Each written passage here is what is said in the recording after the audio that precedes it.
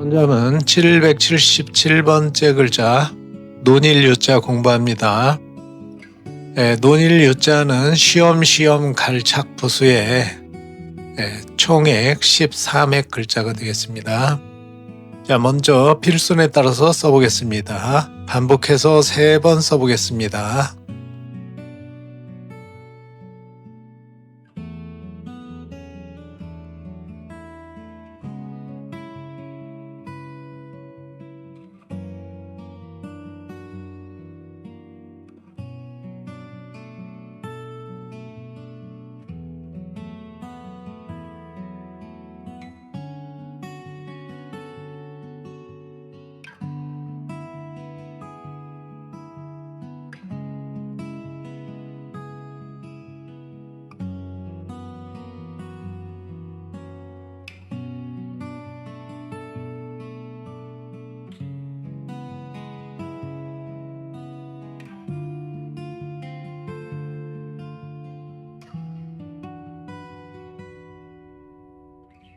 자, 논일유자의 글자의 구성에 대해서 보겠습니다. 이 논일유자는 이 가다는 뜻의 쉬엄쉬엄 갈착이라고 하죠. 이거는 이제 책받침 부수라고도 하죠. 책을 이렇게 옛날에 사람들이 봤을 때는 이걸 책을 이렇게 쌓아 놓은 것처럼 그렇게 보였나 봐요. 그래서 책받침 부수라고도 많이 하는데 쉬엄쉬엄 갈착이 이제 원래 뜻입니다. 이 부수의 음을 나타내는 이 유자는 원래 옛날에는 깃발을 뜻했습니다. 그래서 깃발 유자인데 점차 이제 이것도 놀유자가 됐어요.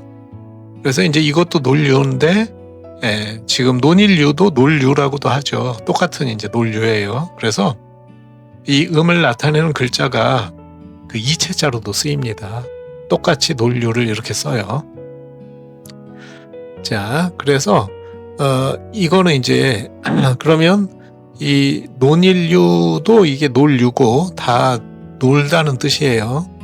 이거는 이제 여행하다라는, 이게 특히 이제 놀유자에다가 이 가다는 뜻의 부수, 쉬엄쉬엄 갈착, 책받침 부수를 이제 가다는 뜻의 그거를 강조한 거죠. 그래서 밖에 나가서 아니면 어디를 가서 논다 이런 뜻이에요. 그래서 주로 이제 여행하다의 뜻이 주요한 뜻입니다. 원래요. 그래서 여행하다, 어디 나가서 놀다, 아니면 밖으로 떠돌다 이런 뜻이 되겠습니다. 자, 그 다음에는 용례를 보겠습니다. 사용하는 예를 보겠습니다. 자, 여기 이제 예를 4개를 보겠는데요. 처음에 유흥이 나왔습니다. 우리가 이제 뭐 유흥에 빠져 있다, 유흥에 몰두한다 이런 말을 가끔 하죠. 흥자는 이제 일으킬 흥자라고 하죠. 흥망성쇠 할 때. 그런데 또 흥취, 흥이 좋다 이럴 때 흥취라는 뜻이 있습니다. 그래서 유흥은 아주 재미있게 논다는 뜻이죠. 그 다음에 유람을 보겠습니다. 람은 이제 이 람자는 볼 람자죠. 보다, 관찰하다 이런 뜻이 있죠. 그리고 이 람자에는 이 경관, 전망이 좋은 거, 경관이 좋은 거를, 경치가 좋은 거를 뜻하는 전망, 경관이라는 뜻이 있어요. 그래서 유람이라는 것은 이제 이렇게 두루두루 다니면서 구경한다, 경관을 본다, 뭐 이런 여러 같은 뜻이 됩니다. 그래서 유람한다 이렇게 많이 하죠. 그 다음에 이제 유세가 나왔습니다. 이 세자는 우리가 이제 보통은 말씀설이라고 많이 하죠. 말씀설, 연설, 설명할 때 다 이 설자인데요. 말씀설을 쓰는데요. 말씀이라는 건 말이라는 거죠. 사람의 말. 그런데 이게 세자로 쓰일 때는 이걸 달랠세라고 그래요. 사람을 달랜다는 것은 막 울음을 그치게 한다 이런 뜻보다도 뭐 어른다, 권유한다. 이렇게 약간 그런 뜻으로 달랜다. 이런 뜻이에요. 그래서 이게 세자가 달랠 새라고도 하고 유세할 새라고도 합니다. 이게 이제 유세라는 것은 옛날에도 있었어요. 사람들을 이제 설득하는 거죠. 널리 설득하는 거예요. 그래서 이제 이 세자도 사실 보면은 어차피 이게 말씀설인데 말과 관계가 있죠. 말로 하는 거니까. 자, 그래서 어쨌든 이 달랠 새라고도 하고, 그 다음에 이제 기쁠 열자로도 쓰이죠. 기쁠 열자. 이 말씀설, 달랠 새, 유세할 새, 그 다음에 기쁠 열 이렇게 쓰이는 거죠. 자, 그 다음에 그래서 이게 이제 유세 그러면은 각처로 돌아다니면서 자기 또는 자기 이제 정당의 주장을 선전한다, 설명한다. 그 다음에 교유가 나왔는데요. 교자는 이게 사귈 교자죠. 그래서 서로 사귀어서 논다, 서로 교제한다 이런 뜻이 되겠습니다. 다음에는 이체자를 보겠습니다. 자, 이체자를 보시면은요. 이체자가 뭐 많죠. 논류자 이체자가요.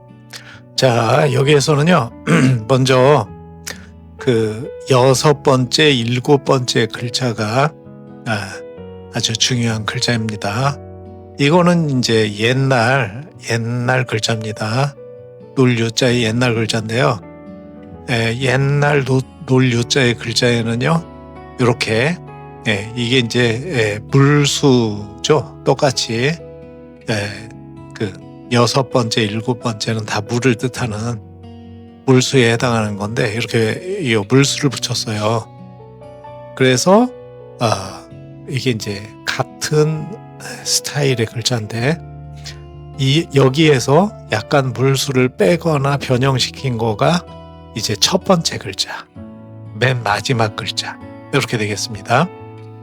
그리고요, 여기 세 번째 글자는 이게 이제 우리가 그 책받침 부수를 뺀 거죠. 논류자에서. 요것도 논류자라고 그랬죠. 깃발유, 논류. 그래서 요것도 이렇게 같이 쓰이는 거고요.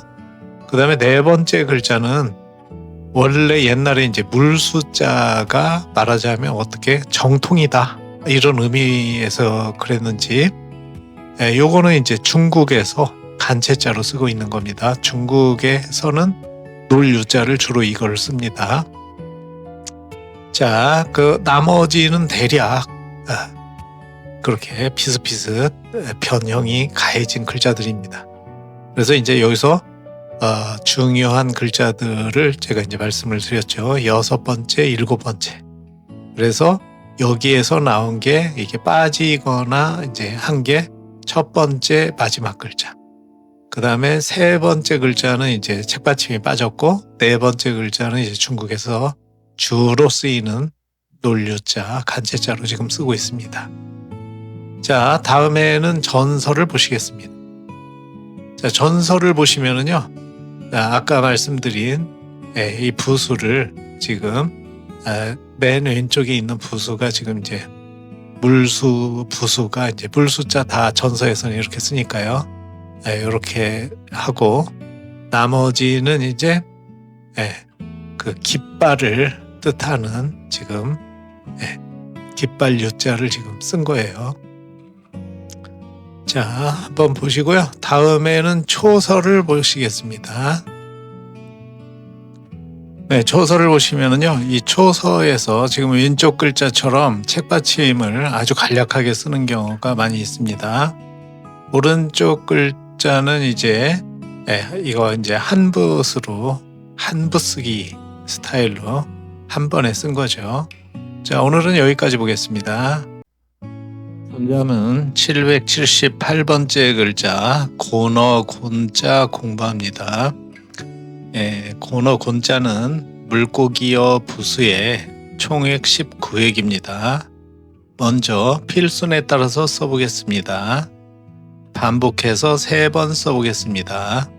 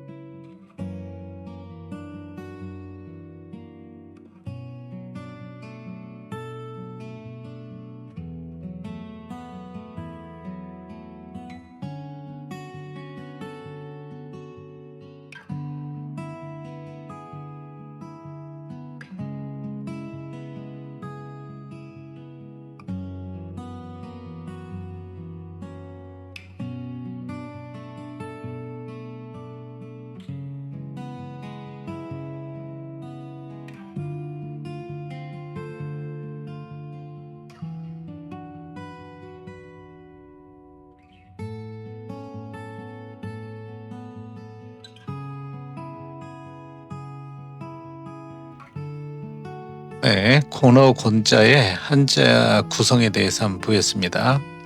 고너 곤자는 이 물고기 부수죠. 그래서 물고기 어자가 뜻을 나타내고요. 그다음에 발음은 이제 음을 나타내는 거는 맛곤자인데, 이 맛곤자는 맛이라는 건 뭐예요? 마지, 첫째 형, 형을 뜻하는 거죠. 마지. 네. 그리고 이거는 이제 고너는 뭘 말하느냐 그러면 이제 상상 속에, 이게 처음에 중국인들의 상상에서 나온 거죠. 매우 큰 물고기. 네, 중국 사람들은 보통 이게 상상이 뭐 어마어마하죠. 그래서 그냥 뭐 엄청 큰 물고기 이렇게 코끼리만큼 큰 물고기 이렇게 상상하는 게 아니라 몸 길이가 수천리가 넘는다는 이런 상상 속의 물고기. 자, 그래서 이거를 이제 여기 보면은 곤자가 몇 개 되죠. 이 고너를 나타내는 고너 곤자가. 그래서 이렇게 달리 이 고너를 이렇게도 쓴다. 네, 가로쳐 놓고 했죠. 자, 그런데 이게 이제 이 고너 곤자가 이체자도 좀 있고 그런데요. 이체자는 이제 또 보시겠지만은 먼저 이거는 이제 그동안에 이 고너 곤자를 이제 잘못 쓰는 경우가 있어요. 이게 이제 사전에도 지금 그렇게 나오고요. 그 다음에 이제 천자문 책에 잘못된 글자를 고너 곤자 대신에 곤세 곤자, 여기 보시는 것처럼 곤세 곤자인데 이거를 이제 바꿔서 썼어요. 그런데 이제 그거는 잘못된 거죠. 이 곤세하고 고너는 틀린 겁니다. 이제 곤세는 세조 부수가 들어가 가지고요. 날아다니는 새. 원래 곤세 곤자는 꿩의 일종을 보고 만든 글자라고 하죠. 꿩. 그리고 고너 곤자는 이제 물고기 어자가 들어갔으니까 전혀 다른 글자입니다. 물고기 종류하고 새 종류를 말한 거예요. 상상 속에. 그런데 이거를 이제 착각을 해가지고 곤세 곤자로 이제 쓰고, 어떤 경우에 일부 사전은요 곤세 곤자를 고너 곤자라고도 똑같은, 그래서 이체자로도 올려놨어요. 어떤 사전은요. 그런데 그거는 틀린 겁니다. 원래 이제 그 전체 옛날 자료를 찾아봐도 그렇고 다 잘못된 거예요. 곤세 곤자는 우리나라에서 그거 잘못 알려진 거예요. 원래 중국에서는 전혀 쓰지 않습니다. 그리고 우리 그 조선시대 그 주의 천자문 그 주석서에도 보면은 그거 잘못된 글자라고 그렇게 지적해놨어요. 곤세 곤자 쓰는 거는 잘못된 거다, 오류다, 이렇게 해놓은 거예요. 그래서 보시고, 그 다음에 한번 사용되는 예는 곤붕을 이라는 말인데, 이 붕자는 붕세 붕자죠. 붕세도 이제 뭐 구만리 장천을 날아간다는 상상 속에 엄청 큰 새죠. 그래서 곤붕이라는 말이 있는데 큰 인물도 곤붕에 비유할 때가 있죠. 자, 다음에는 이체자를 보시겠습니다. 자, 이체자를 보시면은요, 그 왼쪽에서 두 번째가 이제 간체자입니다. 그 중국에서 쓰이는 간체자인데요. 이 간체자를 보시면은 뭐 이 원 글자나 큰 차이가 없죠. 그래서 우리가 생각하는 것처럼 그 간체자라고 해서 모든 글자가 다 간략한 거 아니에요. 그 간체자 없는 글자도 많습니다. 그래서 한자를 잘 알아야 되는 거죠. 뭐 중국어 하시는 분들도요. 자, 그리고요, 왼쪽 글자가 이제 맨 왼쪽 글자가, 첫 번째 글자가 요게 이제 본 글자라고 할 수가 있습니다. 원래 이제 이 곤너 곤자는 곤이를 나타내기도 한다고 그랬죠. 곤이라는 것은 바로 이제 생선의 알인데, 주로 처음에는 생선의 알을 나타내는 거에서 이제 나온 거예요. 그래서 이게 이제 본 글자인데, 생선의 알도 나타내면서 생선이 이제 생선보다도 그 물고기라고 할 수가 있죠. 물고기들이 보면 이제 그 작은 새끼를 많이 낳잖아요. 그래서 많이 몰려다니죠. 뭐 송사리라든가 이런 거. 그러면은 그게 이제 형제가 많다고 생각을 한 거죠. 그래서 이거를 갖다가 이제 지금 이 물고기 옆에 보면은 이게 이제 뒤쫓을 답자예요. 이 글자는 지금 분 글자에 이거는 고너를 나타내기도 하지만 이거 이제 다르게 읽을 때는 호라비를 나타내죠. 호라비 환자라고 하죠. 호라비 환. 그런데 이제 요 뒤쫓을 요 물고기 옆에 있는 물고기와 옆에 있는 글자는 뒤쫓을 답자인데 이게 이제 형제들이 쫓아다닌다. 뒤쫓는 이렇게 봐가지고 형제 제자를 이제 가미를 했어요. 그래서 오른쪽 글자 같은 경우에는 맨 오른쪽 글자 같은 경우에는 형제 제자를 붙여놨죠. 마찬가지로 그 옆에 맨 오른쪽 옆에 글자도 보면은 형제 제자를 이렇게 붙인 거예요. 그래서 이 다 같은 고너 곤자다 이렇게 보시면 되겠습니다. 다음에는 전설을 보시겠습니다. 전설을 보시면은요, 아까 이 제자에서 본 것처럼 본 글자를 전서로 이렇게 표시해놨죠. 본 글자를 쓰는 겁니다. 자, 왼쪽에 있는 거는 전서에서 흔히 나오는 물고기 어자 이렇게 되어 있고요. 오른쪽에 있는 거는 이제 뒤쫓을 답자를 써놓은 겁니다. 다음에는 초서를 보시겠습니다. 초서를 보시면은요, 두 글자 각각의 왼쪽 부분에 있는 거는 지금 물고기 어를 초서로 쓴 거죠. 그래서 초서에서 물고기 어는 대략 이렇게 쓴다. 이렇게 보시면 되겠고요. 이 초서 중에서도 지금 두 개의 글자 중에서 오른쪽 글자는 거의 한부 쓰기 형태로 돼가지고 맞곤자가 뒷부분에 있는 맞곤자가 이렇게 많이 생략된 거죠. 그래서 이렇게 얼핏 보면 아닌 것 같죠. 자, 한번 보시고요. 오늘은 여기까지 보겠습니다. 혼자문 779번째 홀로독 글자 공부합니다. 이 홀로독자는 개를 뜻하는 개사슴록 변의 총액 16획입니다. 먼저 필순에 따라서 써보겠습니다. 반복해서 3번 써보겠습니다.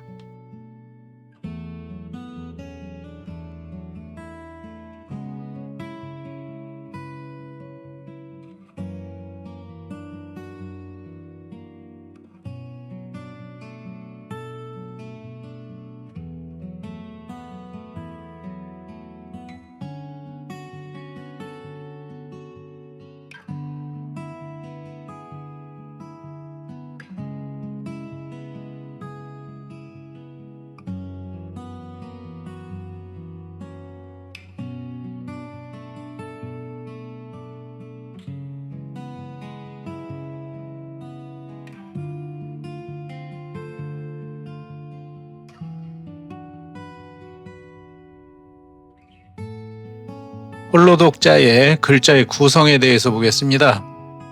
이 홀로독자는 이 개사슴록 변이라고 하는데요. 이거는 이제 그 개사슴록 변견이라고도 해요. 이 개견자하고 동일한 겁니다. 개견자 이체자로도 쓰여요. 그래서 이제 보통 붓으로 옆에 쓰일 때는 개사슴록 변 이렇게 얘기하는데 개견자라고 보시면 되겠어요. 그리고 요게 이제 의미를 나타내고 이 촉자죠. 옆에 있는 거는. 그래서 이거는 이제 나라 이름 촉, 뭐 누에 고치 누에 벌레 촉, 그러니까 누에 촉이라고 하죠. 애벌레 촉, 누에 촉 이렇게 얘기를 해요. 그래서 이제 이 촉이 이게 홀로독, 독의 이제 촉이 독을 발음하는 부분이고 개를 뜻한다.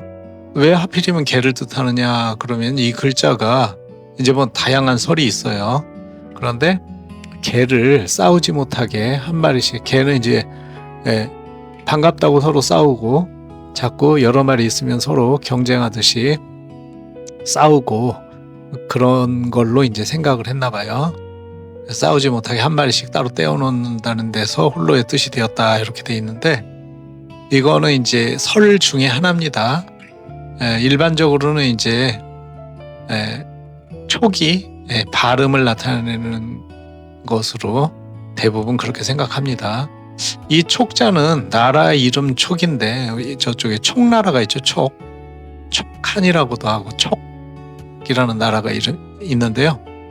이게 이제 또 특히 이거를 이제 애벌레, 누에, 촉 이렇게 부르는 이유는, 누에가 그 누에로 이제 비단을 짜는 거죠. 옛날에는 누에 이걸 이제 잠업, 누에를 이용해서 누에고치를 만드는 그런 산업을 잠업이라고 그랬죠.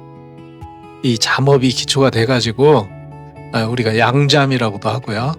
그래서 잠업이 기초가 돼가지고 비단을 생산했는데, 그래서 이제 비단 무역이라든가 비단이 하나의 엄청난 큰 산업이었어요.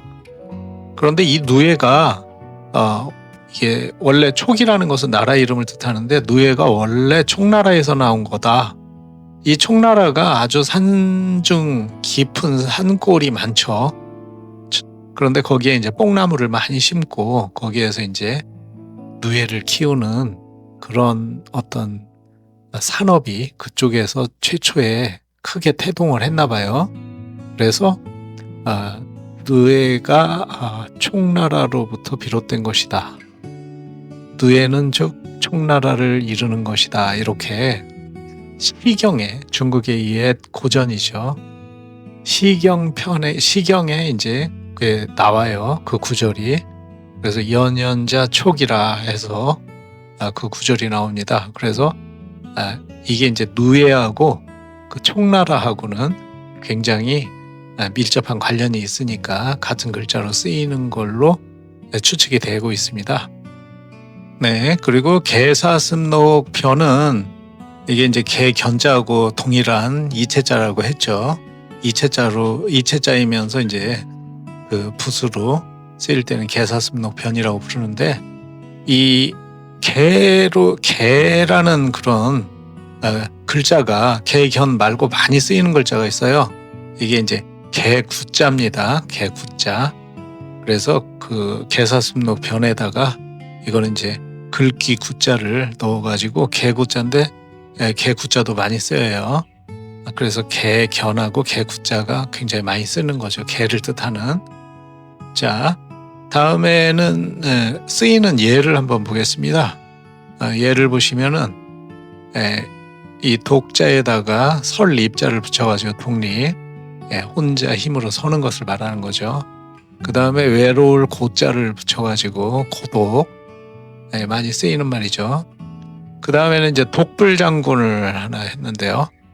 그 아니 불자에다가 장자는 이제 장수 장자죠. 장수라는 것은 장군을 뜻하는 거예요. 군자는 이제 군사 군자인데 군대를 뜻하는 거죠. 자, 그래서 독불장군이다 그러면은 우리가 이제 많이 쓰이는 말인데, 무슨 일이든 자기 멋대로 하는 거죠. 혼자서. 근데 이제 원래 이 말은 구절 그대로 풀이하면 혼자서는 장군이 될 수 없다. 혼자서 날뛴다고 장군이 되는 게 아니다. 뭐 이런 뜻에서부터 비롯된 거예요. 자, 다음에는 이체자를 보겠습니다. 자, 홀로독자의 이체자를 보시면은 이체자가 여러 개가 있죠. 이게 모두 다 홀로독자로 상당히 자주 쓰입니다. 이게 이제 그 서예 작품 같은 데 보면은요, 홀로독자를 이렇게 바꿔가지고 이체자로 쓰는 경우가 많아요. 맨 첫 번째 왼쪽의 글자를 보시면은 요거는 이제 간체자라고 그러죠. 중국어에서는 이제 홀로독자를 이렇게 씁니다. 지금 우리나라에서도 이 간체자라는 건 다른 나라에서도 똑같이 이체자로 쓰이는 거예요. 그 다음에 자, 오른쪽에서 두 번째를 보시면은요, 이게 이제 홀로독자에 개사슴록 대신에 개견자를 이렇게 붙인 거죠. 원래 개사슴록 편이나 개견이나 똑같은 글자라고 그랬죠. 그래서 이렇게 같이 혼용하는 거예요. 그래서 보시면은 이게 이제 그 촉자 윗부분에 네모칸 3개가 돼 있는 게 이제 원래 누에고치의 눈을 뜻한다, 이런 이제 설이 있어요. 그런데 어쨌든 그 네모칸을 이렇게 보시면은 오른쪽에서 3번째 보시면은 2개로 표현하거나 비슷하게 이제 이렇게 다 지금 3번째, 4번째, 5번째, 6번째 글자가 다 대동소이한 거, 비슷한 거라고 보시면 되고요. 2번째 글자하고 이제 마지막 오른쪽 글자는 개견 대신에 이제 몸 신자를 넣고요. 또 이게 2번째 글자도, 왼쪽에서 2번째 글자도 홀로 독자로 가끔 쓰이는 글자입니다. 그래서 모두 다 같은 이체자입니다. 자, 다음에는 전서를 보시겠습니다. 자, 전서에서 보시면은요, 요 왼쪽에 글자가 전서에서 이제 개견자로 쓰이는 겁니다. 주로 이제 개사슴록 변으로 쓰이는 거죠. 개견자하고 동일한 겁니다. 그 다음에 오른쪽 부분에 이제 안쪽에, 이거는 이제 전에도 가끔 봤지만은 벌레 충자죠. 벌레 충자. 그래서 이게 지금 촉자를 그대로 이제 쓴 거예요. 크게 다른 것은 없습니다. 다음에는 이제 초서를 보겠습니다. 초서를 보시면은 왼쪽 글자가 가장 많이 쓰이는 그 홀로독의 초서 형태로 생각됩니다. 그리고 오른쪽 글자는 거의 이제 한붓 쓰기 형태로, 한 번에 붓을 떼지 않고 한붓 쓰기 형태로 쓰는 거죠. 자, 오늘은 여기까지 보겠습니다. 현장은 780번째 글자 움직일 운자 공부합니다. 이 움직일 운자는 쉬엄쉬엄 갈착 부수의 총액 13맥입니다. 먼저 필순에 따라서 써보겠습니다. 3번 반복해서 써보겠습니다.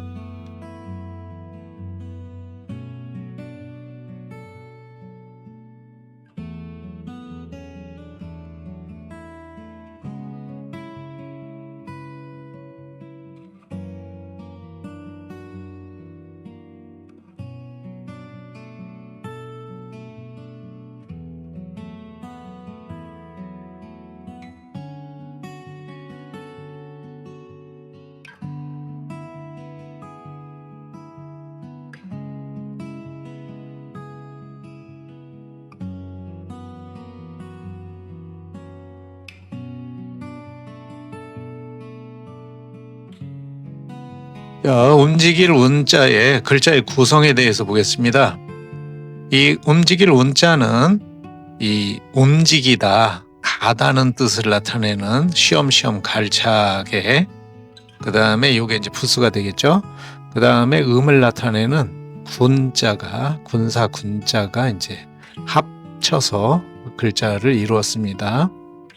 이 군사 군자를 보면 이 군사 군자는 덮을 멱자에, 위쪽 부분인 덮을 멱자에, 그 다음에 이제 수레 거, 수레 차라고 하죠. 이 수레를 뜻하는 낱말이 합쳐서 군사 군자가 되었는데, 애초에는 이 수레를 쫙 벌려놓은 진을 친 모양을 나타냈다고 합니다. 그래서 옛날 글자 형태를 보면 이 수레가 쫙 있는데 많은 수레가 있는 거를 이제 단순화해서 수레 거자를 쓰고요.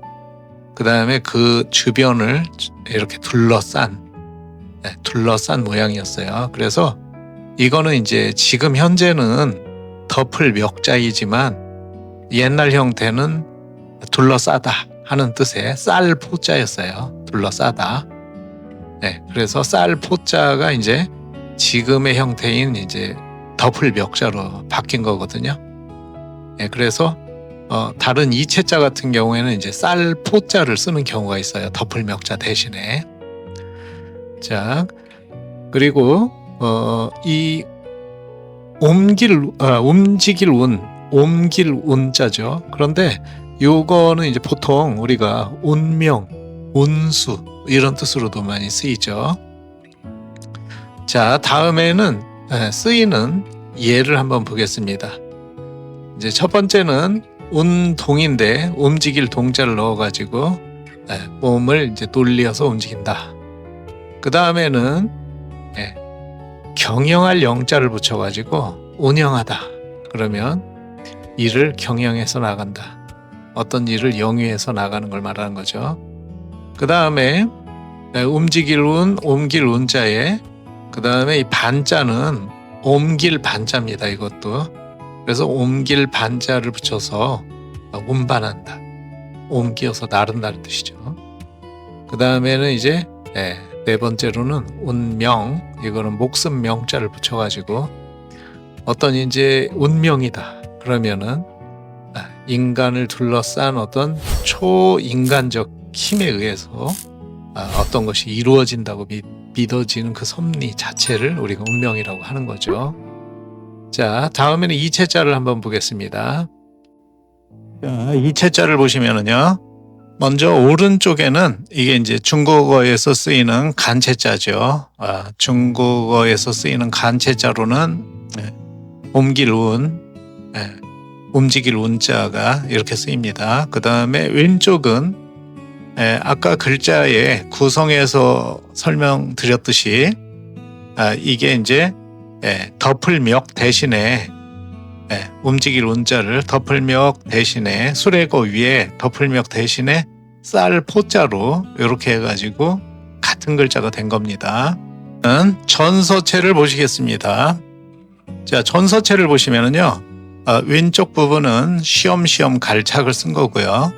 자, 오른쪽 부분은 덮을역자가 아니라 이것도 둘러싸다 이런 뜻의 쌀 포자를 하고 그 안에 이제 수레 거를 쓴 거죠. 자, 다음에는 초서를 보겠습니다.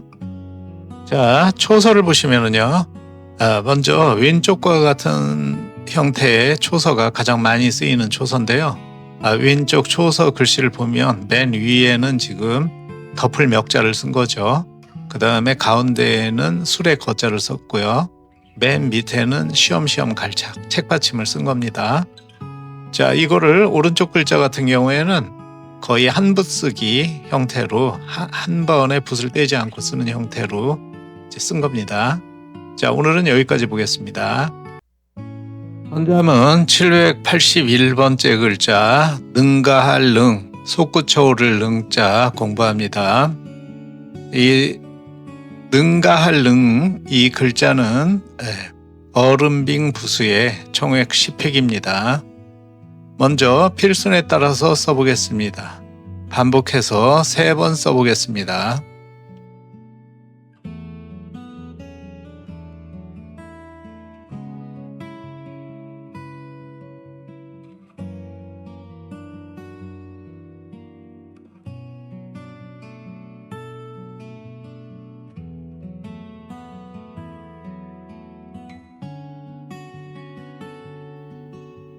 능가할 능자, 솟구쳐오를 능자의 글자의 구성에 대해서 보겠습니다.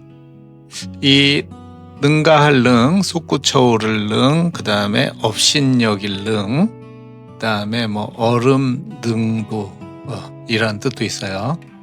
자, 이 글자는 왼쪽에 이거는 이제 이수변이라고도 하는데 얼음빙이죠, 얼음빙.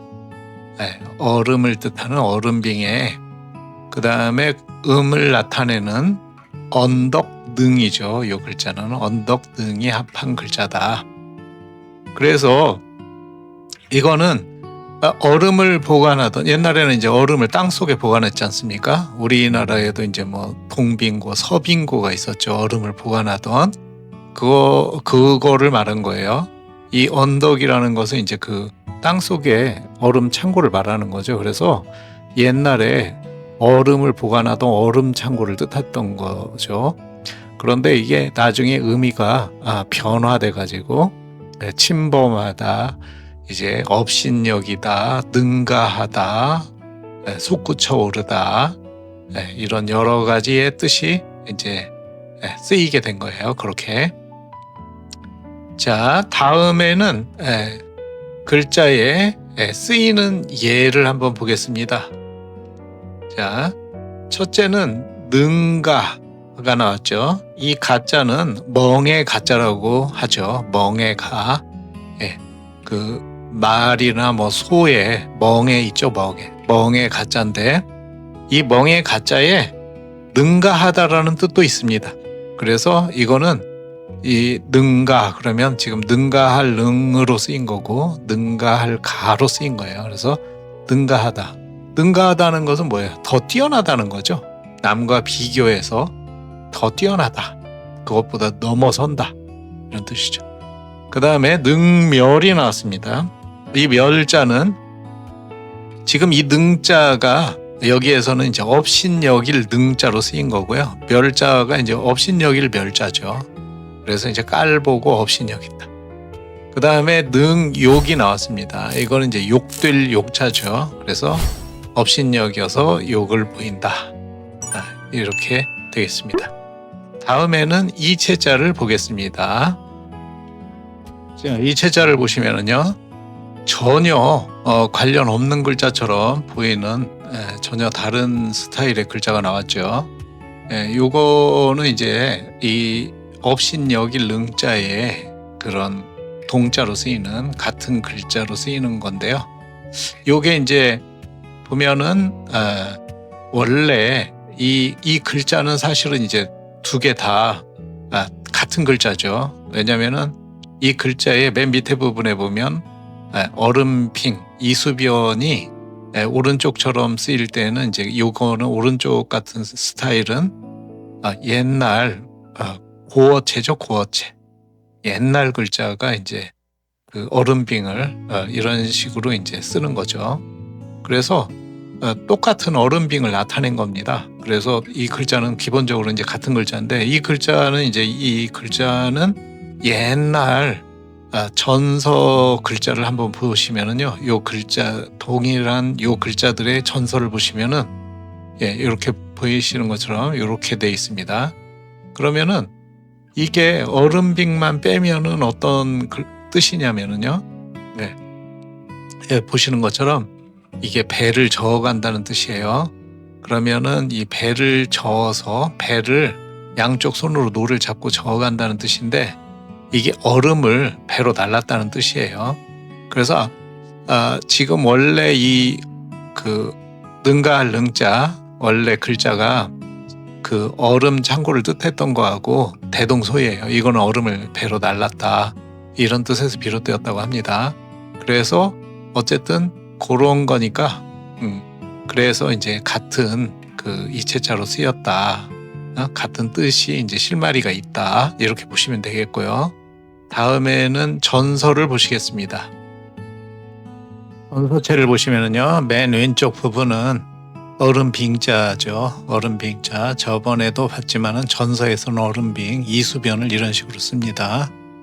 그 다음에 이제 오른쪽 부분이 언덕 능자죠. 그래서 이 언덕 능자는 맨 위에 부분이 지금 흑토고요. 맨 밑에 부분은 이제 천천히 걷다라는 뜻을 지금 발을 표시한 글자예요.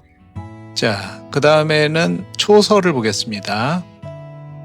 자, 초서를 보시면은요, 대체로 왼쪽처럼 쓰는 경우가 있고요. 오른쪽처럼 쓰는 경우가 있습니다. 자, 오늘은 여기까지 보겠습니다. 현자문 782번째 글자, 닿다, 이르다, 만지다의 뜻을 가진 마자를 공부해 봅니다.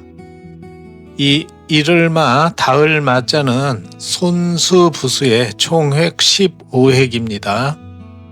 먼저 필순에 따라서 써보겠습니다. 반복해서 3번 써보겠습니다.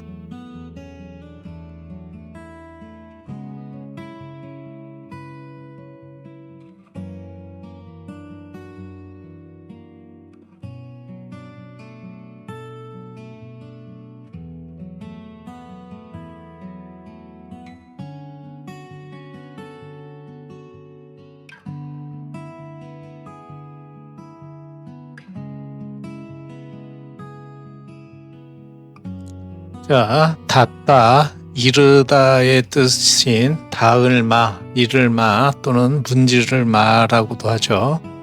이 마자의 글자의 구성을 한번 보겠습니다. 자, 이 마자는 뜻을 나타내는 손수부수의 손으로 이제 뭐 닿는다, 문지른다, 이제 거기에 이르다, 만지다 이런 뜻이 있기 때문에 손수 부수가 주요한 의미가 되겠습니다.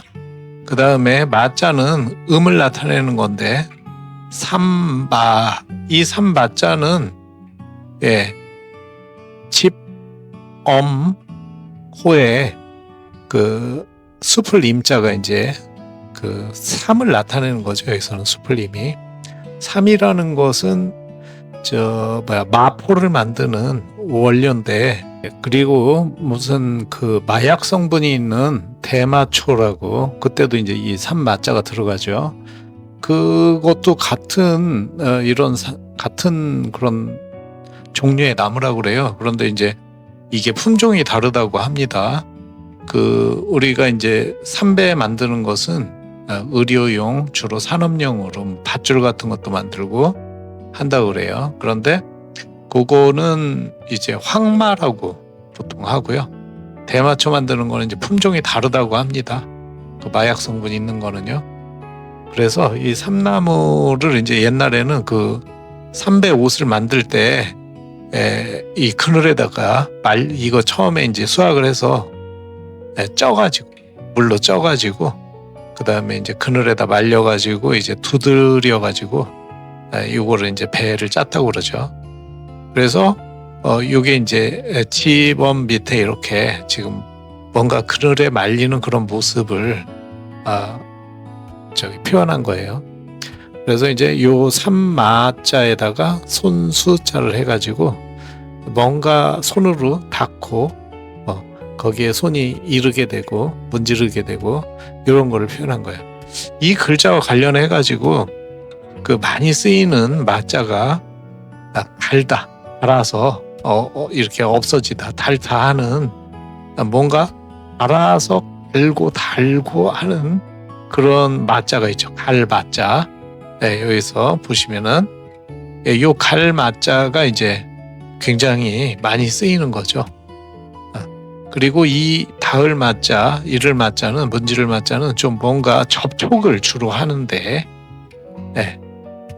갈아서 소모하는 것은 갈 마자를 쓰는데, 뭔가 접촉하고 닿고 이런 거는 이제 이 마자를, 닿을 마자를 쓰는 거예요. 자, 한번 사용하는 예를 한번 보겠습니다. 첫 번째는 마찰이 나왔는데, 이제 찰자는 문지를 찰자예요. 문지를 찰. 그래서 닿아서 문지른다, 비빈다 이런 뜻이에요. 마찰. 그래서 이제 서로 닿고 뭐 마찰이 생겼다 또는 마찰을 만들다 이렇게 하는데, 닿아서 비비고 아니면은 또 이렇게 서로 뭔가 껄끄럽게 부딪히는 것을 말하는 거죠. 그 다음에 안마, 안자는 누를 안자예요. 이거는 이제 지압하는 거죠. 안마한다고 그러죠. 그래서 누를 안에다가 문지를 마자를 사용해 가지고 안마가 되겠습니다. 그 다음에는 이제 마철루가 나왔는데요. 마철루 그러면은 자, 루자는 다락 루자예요. 루대죠. 높이 세운 건물을 말하는 거죠. 그래서 마천이라는 건 하늘에 닿다, 닿을 마자. 그래서 하늘에 닿을듯이 높은 건물을 말하는 거죠. 다음에는 이체자를 보겠습니다. 자, 이체자를 보시면은요, 이체자가 상당히 많죠. 이렇게 되면은 이제 대부분 여러분들께서 이제 공부하실 때 이제 깜짝 놀라죠. 이거 이제 포기해야 되겠다. 그러나 사실 알고 보면은 다 같은 글자예요. 별거 아닙니다. 자, 한번 같이 살펴보시죠. 자, 먼저 마지막 글자를 한번 보시겠습니다. 맨 마지막 글자는 밑에 있는 손수자를 이렇게 오른쪽으로 뺀 거에 불과한 거예요. 그러니까 이거는 그냥 같은 글자죠. 네, 어렵지 않죠. 그 다음에요, 이거 이제 첫 번째 글자하고요, 세 번째 글자하고, 그 다음에 다섯 번째 글자, 일곱 번째 글자를 보시면요, 전부 이 다을마 문지를 마자에다가 왼쪽에다가 자, 첫 번째 왼쪽에다가 이제 뭐 하나씩 붙여놓은 거죠. 그런데 첫 번째 글자는 보시면은 이제 손수를 뜻하는 손을 뜻하는 거예요. 이것도 제방변이라고 하죠. 그러니까 손으로 문질렀다는 거예요. 이걸 강조한 거죠. 그 다음에 세 번째 글자는 이게 이제 마음심을 뜻하는 신방변인데요. 마음을 뜻하는 거죠. 그러니까 마음 깊이 열심히 문질렀다는 거예요. 그 다음에 다섯 번째는 이제 돌로 문질렀다는 거죠. 그리고 이제 일곱 번째는 실사변을 붙였으니까 문질러서 거의 실이 되도록 만들었다는 거 아닙니까? 꼬아서 문질러서. 네. 그래서 이렇게 그 뜻을 강조한 거에 불과해요. 기본적으로는 이제 문지를마, 다을마자를 붙여놓은 거죠. 이거는 같은 글자구나 이렇게 생각하시면 돼요. 나머지는요 그냥 변형에 불과한 거예요. 지금 봤던 글자들의 그냥 변형이다 이렇게 생각하시고 이런 글자는 다 같은 뜻이다 이렇게 일괄 생각하시면 되겠습니다. 다음에는 전서체를 한번 보겠습니다. 전서를 보시면은요 이 전서도 쉬운 것에 해당합니다. 이게 이제 그 원 글자하고 큰 차이가 없죠. 자, 먼저 보면은 집 어미 그대로 표시가 돼 있고요. 그 다음에 나무목 2개 해서 수플림이 돼 있죠. 그 다음에 맨 밑에는 손수의 이게 전서체 글자입니다. 손수는 항상 이렇게 씁니다. 자, 다음에는 초서를 보겠습니다. 초서를 보시면은요, 왼쪽처럼 쓰는 형태가 있고, 오른쪽처럼 쓰는 형태가 있는데, 이렇게 양쪽 형태 다 많이 쓰는 형태입니다. 이렇게 자세히 골똘히 보시면은요, 이 동영상 보시는 분들은 동영상을 딱 멈춰가지고 자세히 보시면은 이 필순이 보입니다. 위에서부터 이렇게 아래로 쓰는 스타일이요. 그래서 이게 이제 한번 필순들을 한번 주의 깊게 보시고 이쪽 방면에 이제 관심이 많으신 분들은요. 자, 오늘은 여기까지 보겠습니다. 현장은 783번째 불글 강자 공부합니다. 이 불글 강자는 실사부수의 총액 12획입니다. 먼저 필순에 따라서 써보겠습니다. 반복해서 3번 써보겠습니다.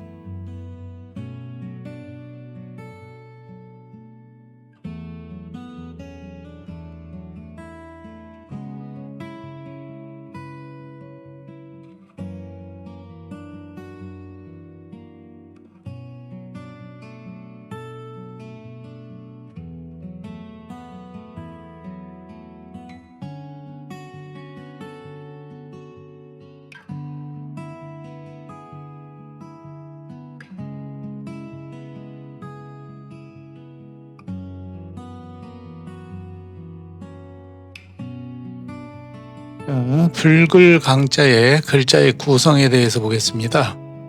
이 불글 강자는 짙은 붉은색을 나타내는데 진홍색 강이라고도 하고요. 보통은 이제 불글 강자. 그런데 요거는 이제 옆에 실사부수에 음을 나타내는 실사부수가 이제 뜻을 나타내고 음을 나타내는 내릴 강자인데 이게 항복할다라는 뜻으로 쓸 때에는 항복할 항이라고 하죠. 이거는 이 내릴 강은 옆에 이제 지금 밑에 써 있죠. 내릴 강, 이 항복할 항은 언덕부 변을 붙인 게 지금 현재 쓰이는 글자고 지금 현재 주로 쓰이는 글자고 요 내릴 강자는 이제 고자라고 하죠. 아주 옛날 글자예요. 오늘날에는 언덕부 변을 붙여가지고 내릴 강자, 항복할 항자로 쓰는 거죠. 이제 언덕부 변을 뺀 요 음을 나타내는 내릴 강자는 이제 원래는 그 옛날에 이게 이제 그 발에 해당하는 글자가 한번 여기 자료를 보시면은요 발을 뜻하는 글자가 이제 원래 우리가 이제 그칠지라고 많이 하는데 발지라고도 해요. 원래 이게 발을 뜻한 겁니다. 그치다는 것도 이제 발걸음을 그친 거니까 거기에서 이제 뜻이 나왔어요. 그래서 발을 뜻하는 건데 이 발이 두 개가 합하면 앞으로 걷는 모습을 나타내는 게 바로 이제 걸음복자입니다. 이게 걸음복자는 발을 두 개를 연달아 그린 거예요. 앞으로 간다는 뜻이에요. 걸어간다. 그런데 이 걸음복자를 뒤집어 가지고 위와 아래를 뒤집어서 이제 그린 거가 이 내릴 강자가 되는 겁니다. 그래서 이거는 이제 언덕부변을 같이 붙여가지고 언덕을 타고 이렇게 내려간다. 그래서 내릴 강자가 된 거예요. 그래서 요거는 이제 실사에다가 원래 뜻은 이제 실사에 그러니까 붉은색 실이라든가 천이라든가 주로 이런 거를 뜻하는 그러니까 물감을 들인 실 같은 것을 나타낸 거예요. 실을 원래 붉게 물들인다는 데서 붉다는 뜻이 나왔으니까요. 자, 그래서 보통은 붉을 적자가 있죠. 붉을 적자보다도 더 그래서 이 한자 사전에는 뭐라냐면 붉을 적에다가 큰 데를 해가지고 대적이다. 그러니까 매우 붉다. 이거를 나타내는 게 이제 붉을 강자입니다. 자, 그러면은 이것이 쓰이는 예를 한번 보겠습니다. 강나라는 말이 있는데, 요거는 이제 요즘에는 자주 쓰이는 말은 아니죠. 아주 붉은 빛깔, 아주 진홍색, 아주 새빨간 비단을 강나라고 하고요. 그 다음에 이제 원래 왕이나 황제가 붉은색을 주로 입었죠. 그때는 이제 붉은색이 아주 보통의 빨간색이 아니고 아주 붉은 진홍색이죠. 그거가 이제 강포라고 합니다. 자, 이거는 이제 강나는 비단 나자를 썼고요. 강포는 이 포는 두루마기 포입니다. 두루마기 포. 보통 도포라고도 하고요. 두루마기라고 하죠. 두루마기 포를 써가지고 임금이 경축일에 입던 붉은 빛깔 예복이다. 이렇게 되어 있습니다. 다음에는 이체자를 보겠습니다. 자, 이체자를 보시면은요. 왼쪽 거는 이제 간체자죠. 간체자. 왼쪽 거가 이제 붉을 강, 진홍색 강자인데 요게 이제 왼쪽에 실사부수에 보면은요. 실사변. 이 원래 실사변도 독자적인 하나의 글자죠. 멱자라고 하죠. 멱. 가는 실 멱자인데 실멱자라고도 하고요. 그래서 독자적인 글자인데 보통은 실사변이라고 하죠. 자, 그래서 이 실사 부분을 간체자에서는 이렇게 줄여가지고 쓰는 거죠. 요게 나오면 이제 간체자라고 보시면 되겠어요. 그 다음에 오른쪽도 붉을 강, 진홍색 강자예요.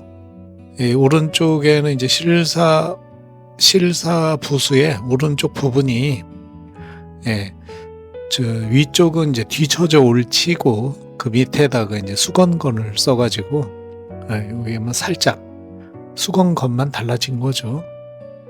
자, 그래서 이것도 같은 글자다 알아두시고 다음에는 전서체를 보시겠습니다. 자, 전서체를 보시면은요, 요 지금 왼쪽 부분이 가는 실벽 실사변이죠. 실사자는 이제 이렇게 항상 전서체에서 실을 갖다가 이제 꼬아가지고 이렇게 본뜬 모양이죠. 요거를 씁니다. 그 다음에 이제 오른쪽 부분이 내릴 강자입니다. 자, 다음에는 초서를 한번 보겠습니다. 자, 초서를 보시면은요, 왼쪽처럼 왼쪽과 오른쪽에 이제 초서가 있는데 오른쪽은 거의 한부쓰기 형태로 썼고요. 왼쪽에 보시면은 여기에 실사부수를 이런 식으로 쓴다. 요걸 한번 봐두시고요. 오른쪽 부분에 실사부수를 보시면은 실사를 쓴 것 같지 않게 보이죠. 예, 이렇게 초서에서 실사를 이렇게도 쓴다. 이걸 보시고 한번 보시면 되겠습니다. 자, 오늘은 여기까지 보겠습니다. 현장은 784번째 글자 하늘 소자 공부합니다. 이 하늘 소자는 비우부수의 총액 15획입니다. 먼저 필순에 따라서 써보겠습니다. 반복해서 3번 써보겠습니다.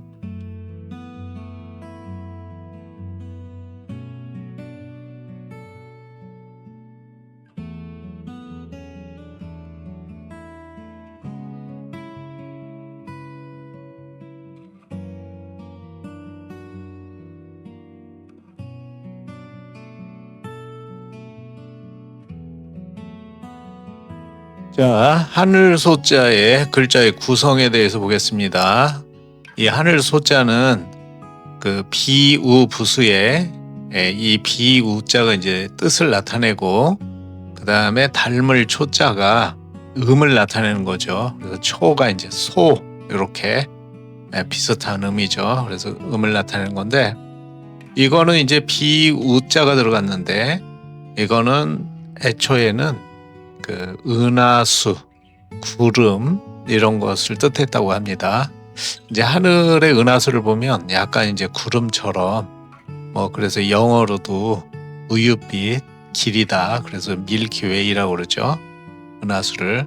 그래서 하늘에 뿌연 구름이 낀 것 같은 그런 형상을 표현한 겁니다. 그래서 은하수나 구름을 뜻했는데, 그래서 이제 이게 하늘에 있기 때문에 하늘의 뜻이 된 거예요. 그 다음에 이제 이런 게 은하수 같은 게 보이는 거는 밤이니까 야간이나 밤을 뜻하는 의미도 있습니다. 그 다음에 이제 비우자가 들어가가지고 비와 함께 내리는 그런 눈비라는 뜻이 있어요. 눈비를 보통 이제 진눈깨비라고 하죠. 그래서 이런 뜻을 가지고 있습니다. 자, 이 하늘 소자가 쓰이는 예를 한번 보겠습니다. 이 하늘 소자는 이 붉을 단자를 붙여가지고 단소, 그러면은 이게 이제 많이 쓰이는 말은 아닌데, 저녁놀 같은 게 떴을 때 붉게 물든 하늘을 묘사한 말입니다. 그 다음에 이 능소화가 하늘 소자가 쓰이는 대표적인 이런 단어인 것 같아요. 능자도 저번 시간에 배웠는데 이 닿을 능자죠. 그래서 하늘 소자하고 하늘에 닿을 만큼 이렇게 하늘로 높이 자라는 그런 꽃이다. 예, 여러분들 이 능소화 다 아시죠? 자, 능소화를 한번 보시겠습니다. 네, 보시는 것처럼 능소화가 이게 보통은 건물 벽을 타고 오르는 성질이 있죠. 그래서 건물 벽 옆에 심어 놓으면 건물 벽을 타고 계속 위로 올라갑니다. 어떤 경우에는 이제 10m 넘게 올라가는 경우도 있다고 그러죠. 자, 그 다음에 소양지차를 보겠습니다. 소양지차는 이 하늘소에다가 양은 이제 흙덩이를 말하는 거죠. 흙덩이 양자인데 우리가 토양 할 때도 이 양자를 쓰죠. 자, 지자는 이제 갈지라고도 하고 어조사지라고 하죠. 말 사이를 연결해주는. 자, 차자는 달을 차 또는 어긋날 차라고 하죠. 그래서 이 소양지차는 이제 하늘과 하늘 소자에 덩이는 이제 땅을 말하는 거예요. 그래서 하늘과 땅 사이와 같이 큰 차이다. 보통은 또 하늘소 대신에 하늘 천자를 써가지고 천양지차다 이렇게 보통 많이 하죠. 어떤 경우에는 이제 소양지차 이렇게 얘기하는 경우가 있어요. 자, 다음에는 이체자를 한번 보시겠습니다. 자, 이체자를 보시면은요, 이 왼쪽 거는 비우자 대신에 구름 운자를 쓴 겁니다. 위에 있는 비우 대신에 왼쪽에다가 구름 운자를 쓴 거죠. 이제 비 대신에 구름 운을 썼다는 거는 뭡니까? 원래 이 글자에 구름이라는 뜻도 있거든요. 그래서 그거를 이제 강조하기 위해서 그 다음에 또 하늘을 뜻하는 거니까 이제 사실 비나 구름이나 원래 본 성질은 똑같아요. 예, 밑에 수분이 위에 올라가 가지고 비로 내리는 건데 비가 내리기 전에 이제 구름 단계에 있는 거죠. 하늘에. 그래서 비 대신에 이제 구름 운을 써가지고 하늘의 뜻을 좀 강조했다고 그렇게 생각이 됩니다. 그 다음에 오른쪽 거는 기운 기자인데요. 기운 기자를 위해 이제 비우 대신에 썼는데 이 기운 기자는 원래 원래 이 글자가 최초에는 구름이 흘러가는 모양을 나타낸 거예요. 그래서 이것도 하늘에 구름이 흘러간다 이렇게 하늘의 뜻을 나타내기 위해서 이렇게 기운 기자를 쓴 겁니다. 기운 기나 구름 운이나 거의 일맥상통하는 거죠. 왜냐하면 기운 기자도 이게 애초에는 구름이 흘러가는 모양을 본떠서 그린 거라고 합니다. 자, 다음에는 전설을 보시겠습니다. 자, 전설을 보시면은요, 이거는 뭐 어려운 게 없죠. 지금 그대로 윗부분에 비우자하고 아랫부분에 이제 닮을 조자를 전서체로 쓴 거죠. 특별히 어려운 것은 없습니다. 자, 다음에는 초서를 보겠습니다. 자, 초서를 보시면은요, 왼쪽과 오른쪽처럼 쓰이는 스타일이 있는데요. 이 초서를 지금 위에 비우하고 밑에 닮을 초자를 나누어 가지고 두 글자를 비교해 보시면 되겠습니다. 비우자를 윗부분에 왼쪽처럼 비우를 쓰는 경우가 있고요. 초서에서 오른쪽처럼 비우를 쓰는 경우도 많습니다. 그 다음에 닮을 초자도 왼쪽처럼 쓰는 경우가 있고요. 이렇게 오른쪽처럼 많이 생략해서 쓰는 경우가 있는 거를 유심히 봐두면 되겠습니다. 자, 오늘은 여기까지 보겠습니다. 오늘은 지금까지 지금 이전에 배운 777번째 글자 논일 유자부터 784번째 글자 하늘 소자까지 8글자를 배웠는데요. 이 8글자가 하나의 또 식구절이 되는 거죠. 그래서 이 식구의 뜻이 무엇을 뜻하고 있는가 이거를 이제 공부해 보는 겁니다. 자, 지금 이 천자문 98번째 구절인데요. 지금 이 구절은 앞 구절에서 쭉 나온 여러 가지 이제 군자의 마음가짐이라든가 그 다음에 천지의 자연의 때의 변화에 대해서 이야기한 다음에 이제 종합적으로 유곤, 도군, 능마, 강소라는 이 8글자의 구절에 19절이 나오는 거예요. 자, 그러면 이 구체적으로 이것이 무엇을 뜻하는가 이거를 오늘 한번 살펴보겠습니다.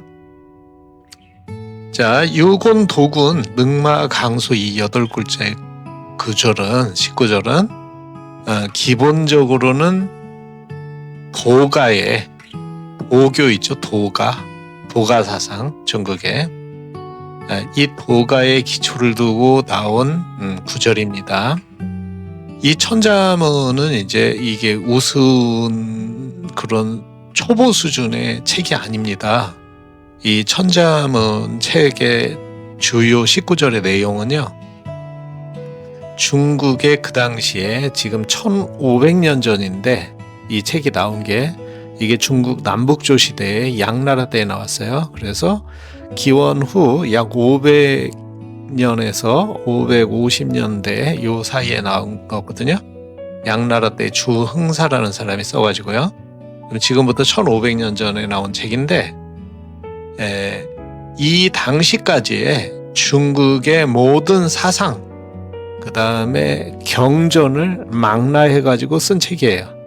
그래서 이 책에 주로 천자문 책에 주로 나오는 19절은 시경, 서경, 예기, 각종 그 다음에 유교적 사상을 담고 있는 그런 유교 그 경전하고 그 다음에 그 위에도요 이 도가적 사상이 많이 나옵니다. 도교.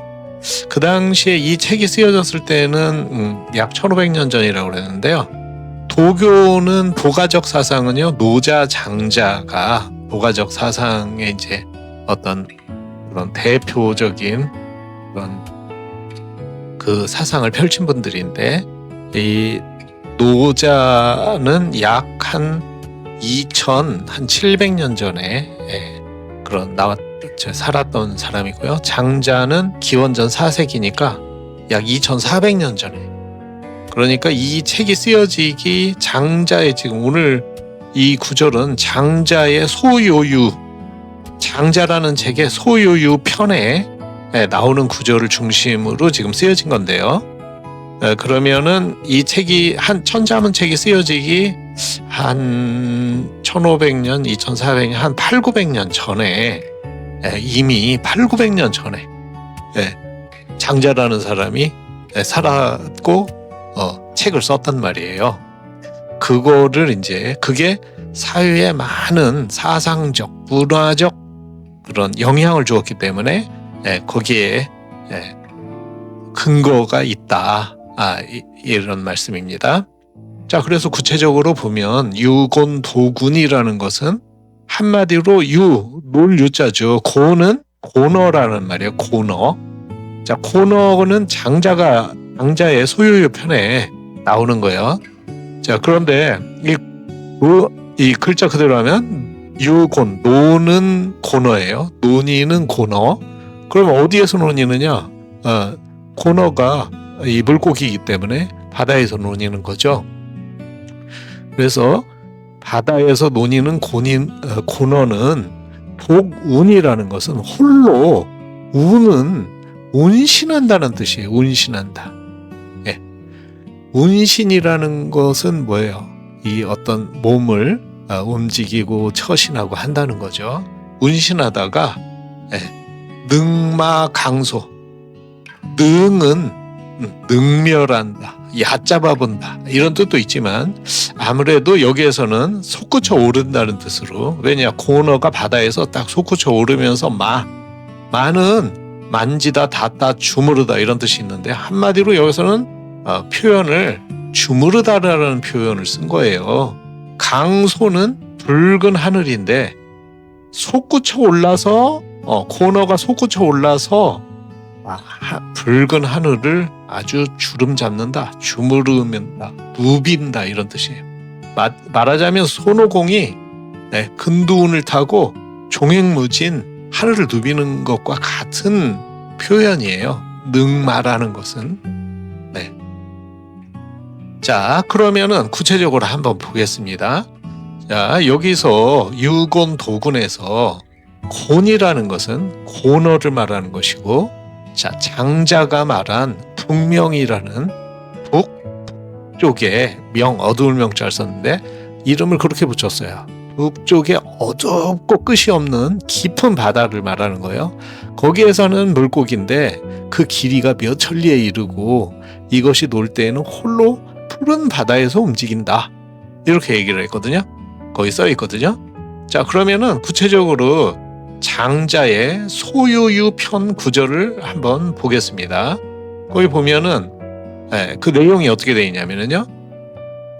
자, 거기 보면 그 원문은 북명유어라, 기명유곤이라, 곤지대 뭐 이런 식으로 돼 있단 말이에요. 밑에 원문을 써놨는데요. 북명유어라, 북쪽 바다에 물고기가 있는데 기명유곤이라, 그 이름을 곤이라 한다. 그래서 그 크기는 몇 천리나 되는지 알 수가 없다. 이 물고기가 변화해서 새가 되는데 그 이름을 붕이라 한다. 그래서 여기에서 바로 대붕이라는 말이 나온 거예요. 어마어마하게 큰 새. 그래서 그게 이제 확장돼가지고 어마어마하게 큰 인물을 뜻하는 거죠. 인물, 사람, 위대한 위인, 이런 사람을 이제 대붕, 붕 이렇게 얘기하는 거예요. 붕의 등 넓이는 몇 천리가 되는지 알 수가 없다. 이 새가 기운을 내어 힘차게 날아오르면 그 날개는 하늘 가득히 들이운 구름과 같다. 이 새는 바다 기운이 움직여 대풍, 큰 바람이 일어날 때 남쪽 바다로 날아가려고 합니다. 남쪽 바다는 천지를 말한다. 이렇게 돼 있단 말이에요. 그 다음에 그 뒤에 내용은 제해라는 사람에 대해서 얘기를 하고 있는데, 제해라는 사람은 괴이한 일을 아는 사람인데, 그 자의 말에 따르면 붕이라는 새가 남쪽 바다로 날아갈 때는 파도가 일어나기를 3천리, 그 다음에 회오리 바람을 타고 9만리를 날아가며 6달을 가서야 쉰다. 이런 내용이에요. 자, 이게 한마디로 이거를 한마디로 어떤 상상의 어떤 화면으로 딱 우리가 생각해 보자면 아마 다음처럼 여기 한번 보겠습니다. 이런 스타일이 되겠죠. 자, 그런데 이거는 그래서 이 장자의 소유편 구절에서 보면은 이게 이제 지금 이게 어떤 거냐, 그 상상의 내용을 이 천자문에서는 빌어서 이 장자의 비유를 빌어서 사람의 세계를 표현한 겁니다. 인간의 세계. 그래서 인간의 그 군자, 주로 천자문에서는 대상이 군자예요. 군자가 어떠해야 되는가, 어떻게 처신해야 되는가. 그래서 이 여기에서는 보면 큰 뜻을 품은 선비가 때를 기다리며 실력을 기르고 있는 모습이 바로 유곤도군이라고 한 겁니다. 고너가, 어마어마한 고너가 큰 뜻을 품고 고요히 운신하면서 뜻을 기르고 수양을 하고 때를 기다린다, 이겁니다. 그러다가 오랜 세월 동안 깊은 바닷속에서 조용히 움직이던 고너가 변해서 붕이라는 붕이라는 새가 되는 거죠. 변화해서 그 날개의 길이가 어마어마하게, 그래서 이게 솟구쳐 올라서 붉은 하늘을 누빈다. 요 구절이 이제 등막강소라는 거죠. 그러니까 앞구절은 고너를 말한 거고 뒷구절은 붕새를 말한 겁니다. 붕새. 네. 그래서 여기에서 말하는, 그러면 이 소유편에서 말하는 지금 남쪽 하늘로 날아간다, 이렇게 표현을 했는데, 여기에서 천자문에서는 이제 강소, 붉은 하늘을 누빈다. 그러니까 한마디로 붉은 하늘로 거침없이 날아간다, 이런 말인데, 누빈다는 건 거침없이 날아간다. 그래서 붉은 하늘이 여기 장자의 소유편에서 보는 남쪽 바다로 날아간다, 이것과 남쪽 바다의 하늘로 날아간다고 볼 수가 있겠죠. 그러면 이게 아마도 붉은 하늘은 남쪽 바다의 하늘이야 라고 이것을 해석할 수 있겠다.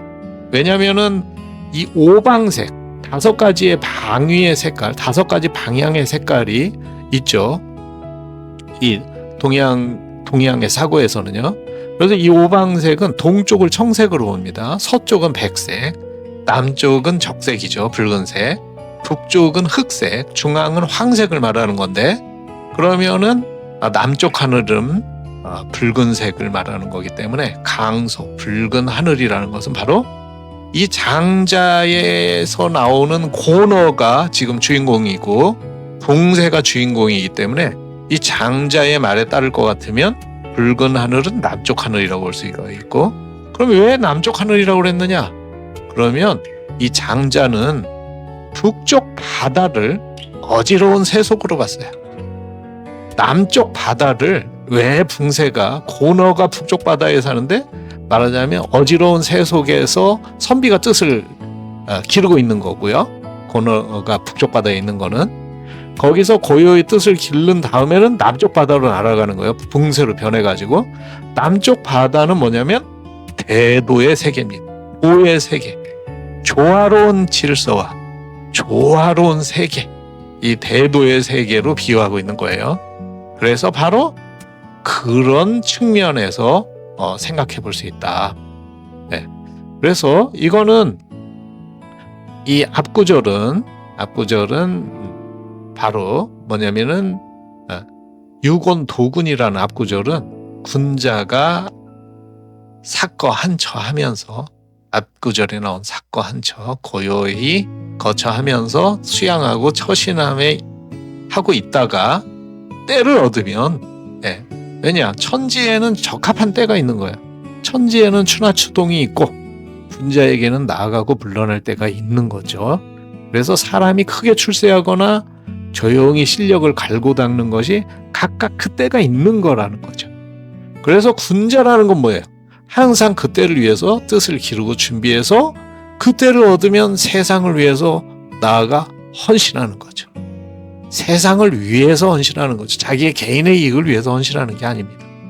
그래서 여기 항상 군자는 뭐냐면 개인의 이익을 위해서 수양하고 뜻을 기르고 실력을 쌓는 게 아니에요. 자기 개인의 영달을 위해서 하는 게 아닙니다.